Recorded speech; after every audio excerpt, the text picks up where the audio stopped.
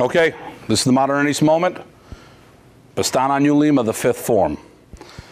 Like I said, I've been having a lot of questions about this, so it's time to release it. What is it? Well, very simple.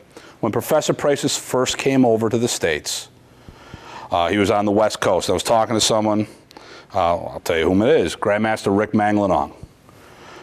He was studying with Professor out there. In, I think it was 78, 79, he was a second degree black belt in modern Arnis through Professor Prices. So recently we were talking and we came about the forms and I said, all right, you know, I like practicing the forms together. It's cool, it's a nice transition, but you know, what else is done with the forms? He goes, well, that's kind of funny that you mentioned that. I go, why? I go, when Professor first came over to the United States, he taught all four forms together. So, and I thought it was just, at first I was like, wow, that's kind of cool. I mean, it was very coincidental that I would link these forms together, and they felt well. They moved really good together. It was like, well, you know, you're not the only one that's done that, and I didn't think I was. But it really flowed well. Well, it turned out that when Professor first came over, those were all as one form.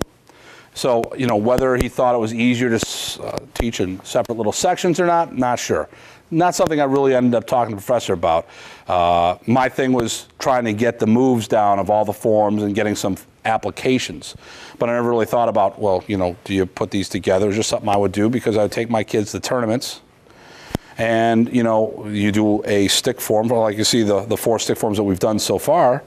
You know, you put it up against a bow kata and it wouldn't do well because it was too short. It would have a good flow and stuff, and that would be great. And it was unique because it was a stick and everyone else was doing bows.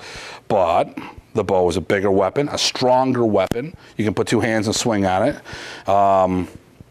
You know, aesthetically much more pleasing than a stick at times, especially when it only had 10 or 12 moves. So, you know, obviously that's why we went the route of putting them all together. Well, it turns out that this is what Professor did. So in the WMAA, the fifth form is all four of those forms put together to make one big one. So here's your modern Arnis moment, Baston Anyo Lima. Now for the fifth stick form, Baston Anyo Lima.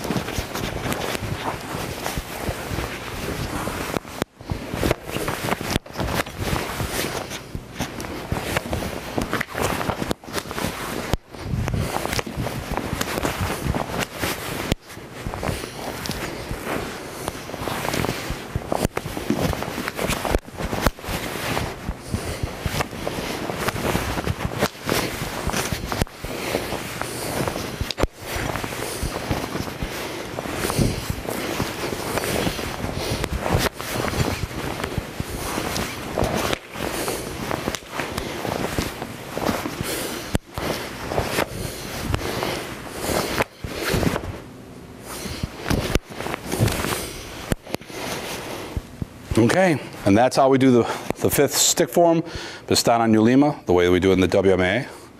I hope everyone enjoyed this series for the modern Arnis moment.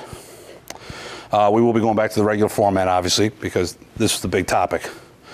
So, once again, the way we do the forms are our version. Like everything in the art, it evolved. Professor taught it different ways, different times.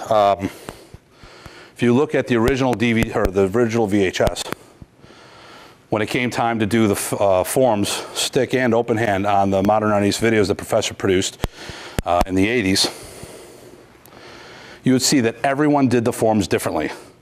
Professor had one way, and each other person did it slightly different. So Professor liked to encourage everyone's individuality of the art.